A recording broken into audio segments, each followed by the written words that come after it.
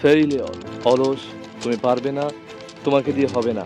তোমাকে সমাজ কিভাবে দেখে, তারা তোমাকে কি নামে ডাকে, আর সেটাই কি তুমি? সমাজ তোমাকে যেভাবে দেখে সেটাই কি তোমার সত্যিকারের সত্তা? আমরা জন্ম থেকেই শুনে আসি তুমি এই পরিবারের ছেলে, এই সমাজের মানুষ, এই এলাকার বাসিন্দা।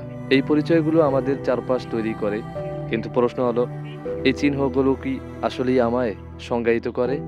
ধর্ষণের দৃষ্টিকোণ থেকে সমাজ আমাদের এমন একটা মুখোশ পরায় যা আমরা নিজেরাও অনেক সময় ভুলে যাই খুলে ফেলতে। সমাজের ধারণা, তুমি ব্যর্থ, তুমি অন্যদের মতো নয়, তুমি বেশি চুপচাপ, অথবা আরেকজনের মতো হতে পারোনি। কিন্তু তুমি কি আসলেই সেটা, নাকি তুমি একটা অজানা শক্তি যাকে এখনো নিজের সত্যিকারের রূপ খুঁজে পেতে হবে? তোমার আত্মার ভাষা, যেটা অনেক সময় এই সমাজের মানুষ বোঝে না। তোমার যাত্রা সমাজের মানদণ্ড দিয়ে পরিমাপ করা যায় না।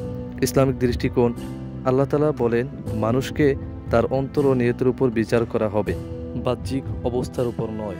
তোমার চারপাশ যাই বলুক না কেন, তুমি আসলে কে তা নির্ভর করে তোমার উপলব্ধি, তোমার নীরব যুদ্ধ, এবং তুমি প্রতিদিন নিজের সঙ্গে কেমন লড়াই করো তার উপর। নিজেকে জানো, কারণ সমাজ শুধু তোমার ছায়া দেখে, পুরো অস্তিত্ব নয়।